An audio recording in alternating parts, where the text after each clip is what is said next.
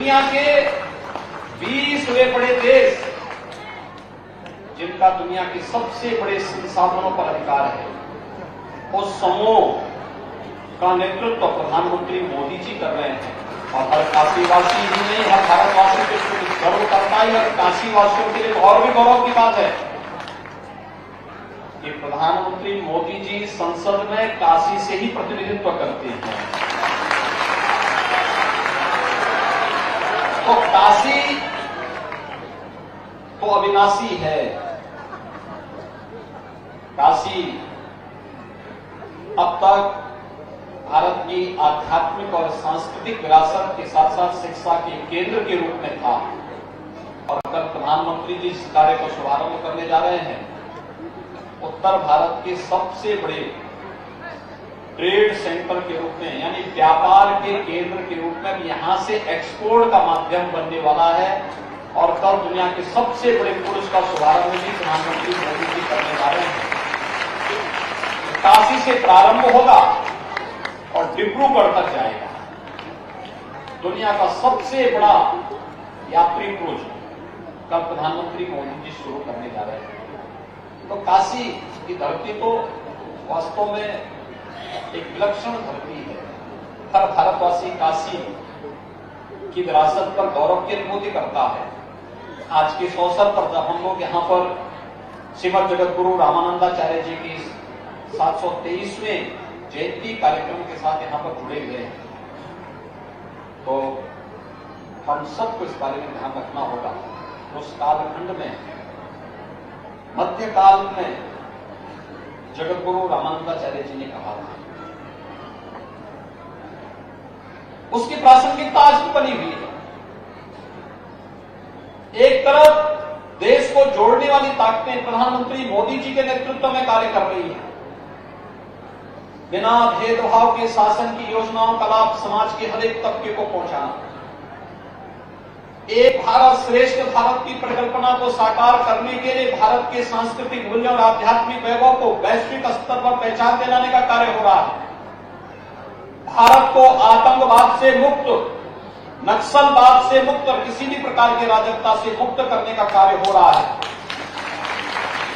लेकिन दूसरी तरफ तोड़ने वाले लोग भी कम नहीं कर रहे हैं। तोड़ने के लिए भी षड्यंत्र हो रहे हैं। वे जाति के नाम पे तोड़ेंगे, क्षेत्र और भाषा के नाम पर तोड़ेंगे, दुष्प्रचार करके गुमराह करेंगे, भारत की छवि को धूमिल करने का प्रयास करेंगे। हम सबको उनसे सावधान रहना होगा।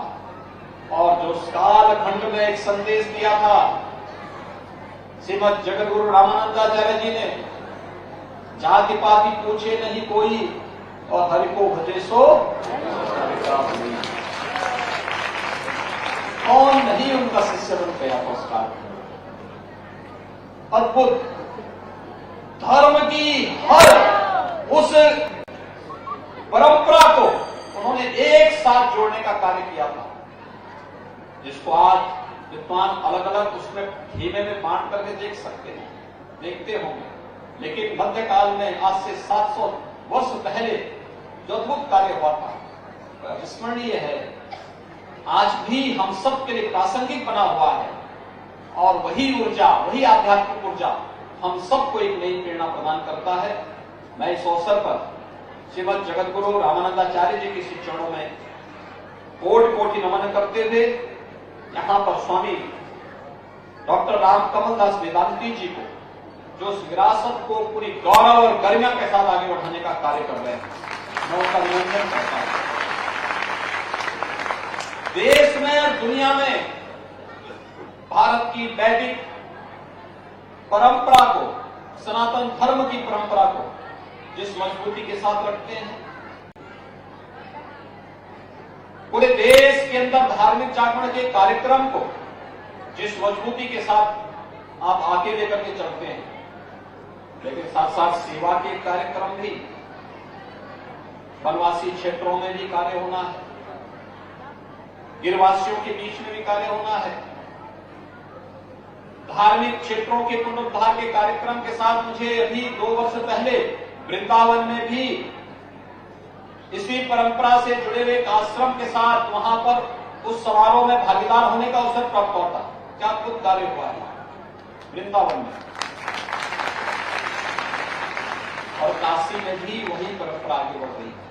देश और दुनिया में जो अद्भुत कार्य धार्मिक जागरण के साथ साथ समाज को जोड़ने का, समाज के विभिन्न तबके को जोड़ने का, और श्रीमद जगतगुरु रामानंदाचार्य जी के उन विचारों को आत्मसात करते हुए समाज के प्रत्येक तबके को एक साथ लेकर के चलने की जो सामर्थ्य और शक्ति आपने दी है, आपको बाबा विश्वनाथ और मर्यादा पुरुषोत्तम भगवान श्री राम में ताकत दे कि आप जिस मजबूती के साथ आगे बढ़ा रहे हैं या और भी मजबूती के साथ आगे बढ़ सकें, इसमें हम सब आपके साथ में हैं। आज के इस अवसर पर मैं आपको और आपकी पूरी शिष्य मंडली को आपके साथ यहाँ पर काशी वैष्णव विरक्त संत समाज से जुड़े हुए जितने भी हमारे पूज्य संतजन हैं, इन सभी को मैं इस बात के लिए और आपके सभी शिष्यों को, अनुयायियों को इस बात के लिए मैं धन्यवाद देता हूं कि वे इस समृद्ध परंपरा को एक आपके नेतृत्व में एक नई ऊंचाइयां प्रदान करने में योगदान दे रहे हैं। ये सभी अभिनंदनीय है।